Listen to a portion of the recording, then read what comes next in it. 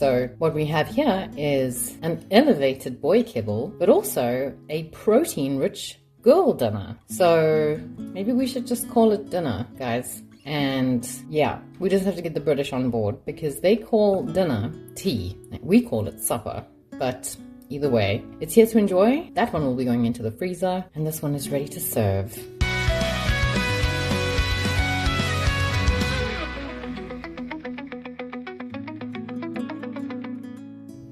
Hello, you absolutely gorgeous specimens. Today we are making shepherd's pie, which is like cottage pie, but except with vegetables. It's a very easy recipe. It's probably one of the easiest and I suppose conventionally less expensive dishes, but it's also nutritious and hearty. So, you know, what more could you ask for in a dish? And for this, we'll be needing, in my case, 2 kilograms of mince or ground beef, 2 reasonably sized onions. In today's case, I will be mixing and matching. A glorious bag of frozen vegetables, and 4 sachets of cook-in sauce. Royco, you need to hit me up at this point. And also the potatoes, all 4 kilograms of them, which have already been boiled and are ready to mash, but will only be mashed after the mince is done. So let's get going. And here are the peeled potatoes, all 4 kilograms of them, ready to go. So I'm going to get this going first, and for that I'm going to need to put them on a high heat. They're covered with water and there's been a good sprinkling of salt. Now to let those cook. And now we're not parboiling them, so you can let them go balls to the wall.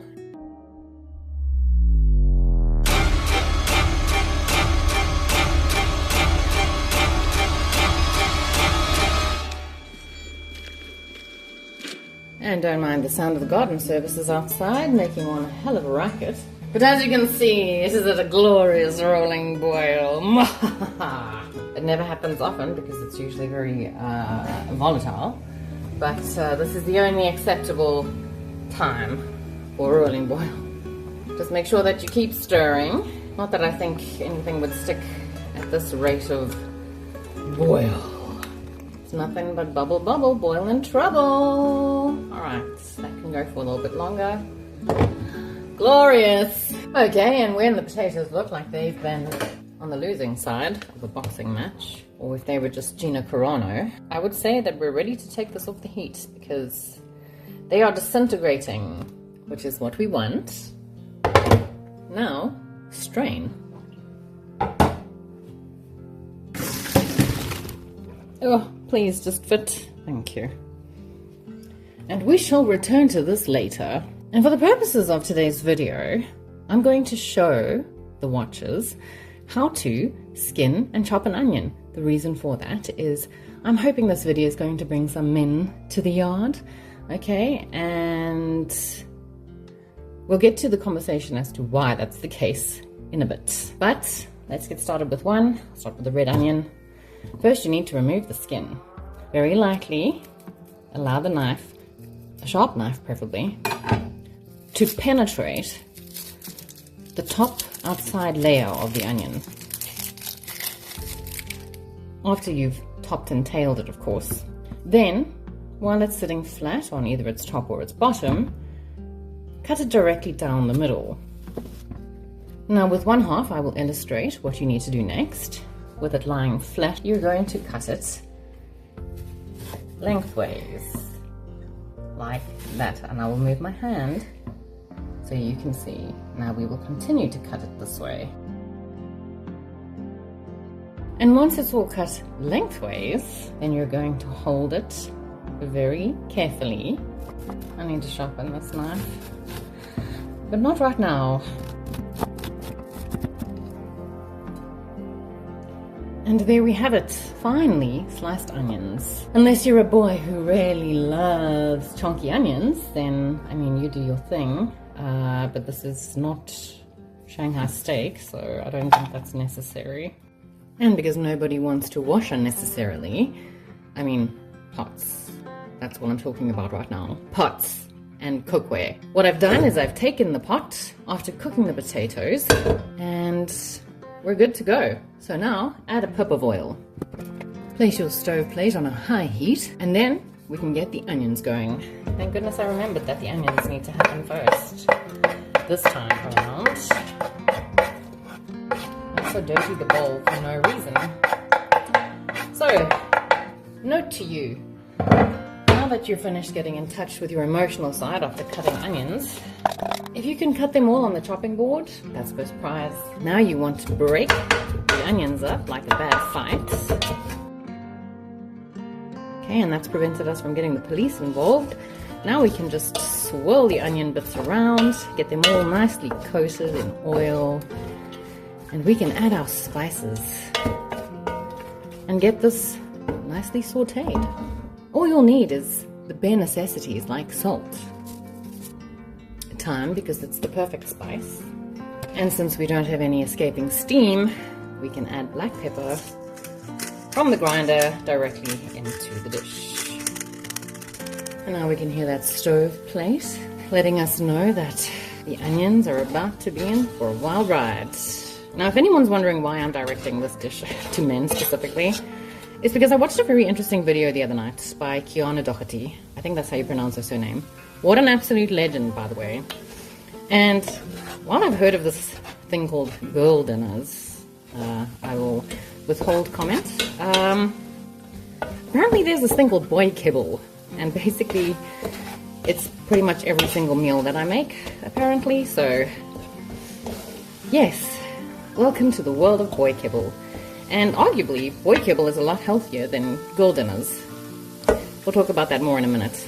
Let these just do their thing. And now that the color of the onions is uniform, use my wonky camera angle, it means we're ready to add the mince. 1 punnet, 2 punnets. Now, very much like with the onions, you want to break this down. And now that all the mince is the same color, not pink or that weird red color anymore, it's all sort of brown, and we have no meatballs in sight. If there is any excess moisture, which I find is usually the case, then all you have to do is create a well. This just speeds up the process. If you leave the mince in the pot and expect the moisture to cook out with it all over the place, you're going to have a very bad time, and you don't want to incorporate this specific fluid liquid moisture into your main dish, because also we need to brown the mince, and although it is a brown color at the moment, it is not browned, if that makes sense. So let's let that be for a while. It's still on a high heat, and see you in a sec. And now that most of the moisture is cooked out, this is a little bit of fat. Once again, lean mince is not supposed to be that fatty, but I digress. Let's get on. Now we can brown the mince. Because like Gordon Ramsay says, no color, no flavor. I've had it on a high heat this entire time, so now I'm going to turn the heat down. It was on 6 on the stove plate. I'm going to put it down to 4. That's where I'll kind of leave it so that it can simmer once the vegetables have been added. And now that the mince is sufficiently browned, we're going to add the sauce. So for that, you're going to need about 2 cups of water. You'll need a beater, a whisk.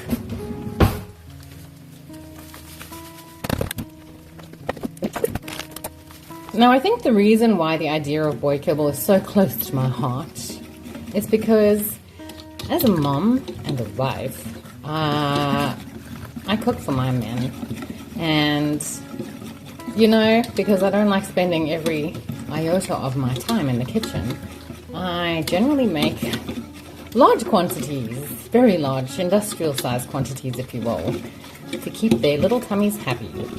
And you can't go wrong with mince, because mince is a very easy, versatile thing to prepare. So, you know what? Kudos to men for being efficient. I love that for you. Now I'm going to add this. And if you don't have sauce packs on hand, you can use something like brown onion soup, but the powder, to get the last bits of goodness out of here. Oh, I didn't turn this down. That's glorious. And the sauce should thicken fairly quickly. Oh, that smells good. And what I would advise, you can put cold water in if you want, more cold water, but I would advise that to keep the heat where it should be, thermodynamics and all, that you add boiled water. But so now that we've made sure nothing is sticking to the bottom, we can add the vegetables. This is 900 grams, and I'm going to put the whole bag in. And this is great because we've got beans and peas and corns and carrots. Corn and carrots. Let's get this crusty frozen veg situation under wraps. Give it a good mix. This will bring the temperature down at the moment. So with your stove plate turned to a lower temperature, this should kind of regulate things a bit. Now obviously we want to make sure that everything is covered in water, and then we're going to leave it to cook. Now you just want to barely cover it. We don't want this to be too saucy. We want it to be kind of like, not stodgy either, but we want to be able to have it retain its moisture, but we want to make sure everything is covered so that the vegetables can cook peacefully for the next 40 minutes or so. If you're anything like me, you'll be busy doing something else while that happens. So make sure you set timers to remind yourself to come and stir. It's actually my brother's birthday today, so another very important man in my life. And when I was in Johannesburg, I made the wildebeest curried mince for him and his family. I love cooking, sometimes when it's not too arduous, but I think that goes for everyone. So I'm going to leave this now, and you can too. Put the lid on, and yeah, let's set that timer for 45 minutes. No, 40 minutes. What am I saying? That's enough time to cook the veggies and to disperse the flavor in and amongst itself. What I am busy with is sketching The Mandalorian. I did the rough outlines yesterday, and today I'm busy filling in the details. And this is actually a commissioned by myself, because this is going to be a gift for my brother's birthday. So while this is not the video for this will be coming soon, so stay tuned. And for the shepherd pie assembly, you'll need some oven-proof dishes. I have an array of them out, just because I'm not actually sure how much this recipe is going to yield. So better to have all my options open. And now the 40 minutes are up. Let's give some of the veggies a taste.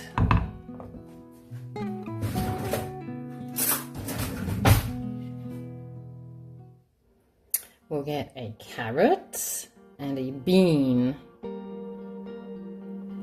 And then we can also see if any additional flavor needs to be added. I'm not gonna lie, the taste is fine. It does need more salt. Frozen carrots are really a special force of their own. They taste weird. Like chewy, I can't explain the consistency. I'm gonna put more salt in here, and I'm gonna leave it on a bit longer. If your carrots are nice and soft, you're more than welcome to take it off the stove now. And by take it off the stove, I mean this part. Or move it and let it cool. But I'll be continuing for a while yet.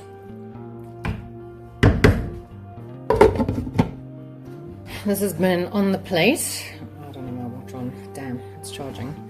But it's been on the plate a little while longer. The carrots are now tasting like carrots and not like whatever it was they tasted like before. So this is good. I'm going to remove it from the heat. It needs to settle a little bit. Cool down, if you will. And part of the reason why I never record the sketching process is because sometimes it can take up to 7, 8, 12 hours depending on how intricate a thing is. At least I've done most of the work on the top portion, so that's done. Now you want to give it a good mix and use a ladle. We'll be moving all of this glorious mince with its veggies into the oven-proof dishes. And there I felt like my voice dropped again. Guys, seriously.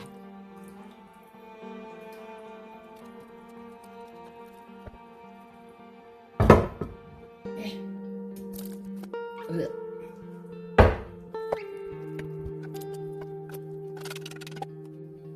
Now time for the mashed potatoes. So what I've done is I have washed the pot. So to make the mash, I'm actually going to turn the stove plate back on. And based on the, sheer volume of potato, I need a solid, good sized block of butter. Now the reason I put the stove plate back on is because I actually want to melt the butter. And all you need for this is a potato masher. You can use a ricer. If you don't know what a ricer is, I'll put a picture in here. What it does is it actually makes a very nice, smooth mashed potato. But I'm going for more of a rustic mashed potato. And whatever you do, don't ever think that you can put potatoes in a blender and make mash that way, because you'll end up with gluten. So while this is melting, I'm going to pour the potatoes in here. Let's not have an event. Now with the butter in, I'm going to start mashing.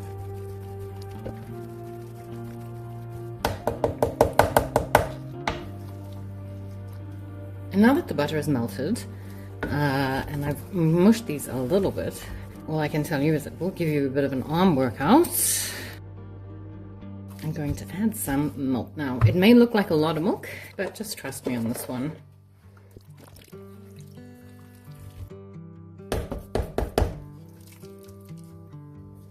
Okay, at this point, I have mashed most of the potatoes up, and as you can see, the milk seems to have disappeared. This is also another really good way of smuggling additional protein into your meals, well, especially this one, because we've got more protein to come.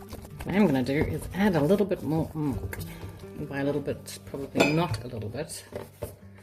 I'm going to add the rest of this. So, in 4 kilograms of potatoes, I have used nearly 1 liter of milk. And we need more milk. I'm not going for potato soup, I promise. It'll all make sense soon. Now this is a good opportunity to test and taste what this is in its raw form. See, because when you cook potatoes with quite a bit of salt, they absorb salt. So there's already a nice flavor. It's a very gentle flavor, but for now, that's fine. I'm going to put spices in. But before I do that, I'm just going to make sure that everything is nicely mixed up. The butter and the milk is evenly distributed throughout this gorgeous bowl of rustic mash. And while I do this, you can sort of see the texture that you want. Obviously, don't just pour a whole ton of milk in and then do it. Pour as you go until you get a nice soft consistency. See how easy it is to stir. And then very much like every time I add spices, there will be salt. A little peppering of pepper. Another thing I feel is good about adding pepper and things like thyme is that while you mix, it allows you to see how well or how thoroughly it's been mixed. So let's put that theory to the test. And that's looking great. Now I'm actually going to add a little bit more milk. But also now, to start adding the secret ingredients. So I've got 2 eggs, which I'm going to crack into this cup. You never want to crack an egg straight into a dish, because if that egg by some chance is off, you're going to have a very, very bad time. But before I add the eggs, let me just stir in this last bit of milk and taste. And that salt level is perfect. Then, of the 2 eggs that I have, I'm going to give them a good mix up. But also, did we have to mess? Did we have to mess everywhere? I'm going to put in a tablespoon of baking powder, and simultaneously, we're going to add the 2 mixed up eggs. And then get stirring. And that should be done. Yes. And now that our mince has been allowed to settle for a while and we have our mash, what we're going to do is spoon in lumps of mash.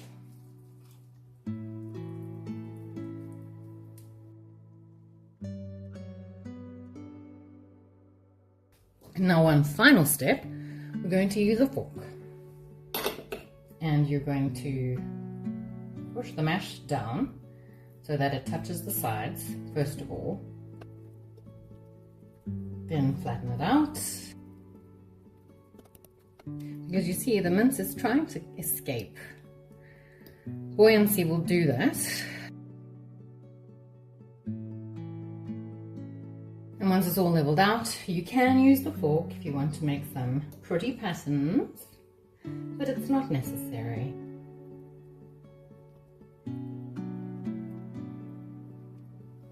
And now they're ready to bake or cook, whatever.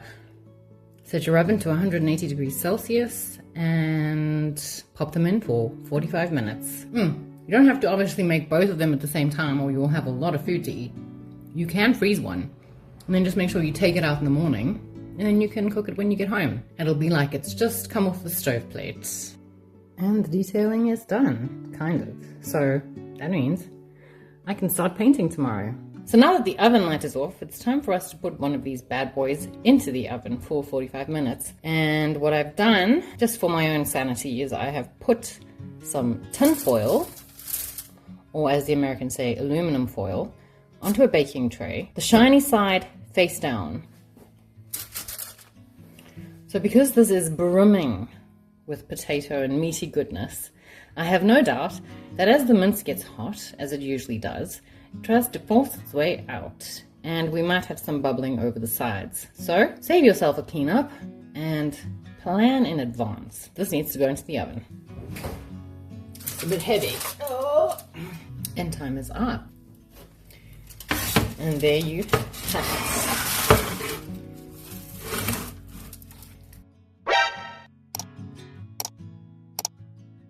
And here we are. Gorgeous dinner, supper, or if you're British, tea.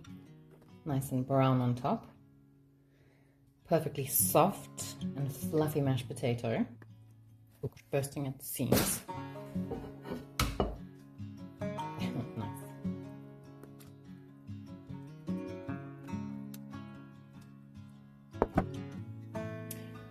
Please do enjoy.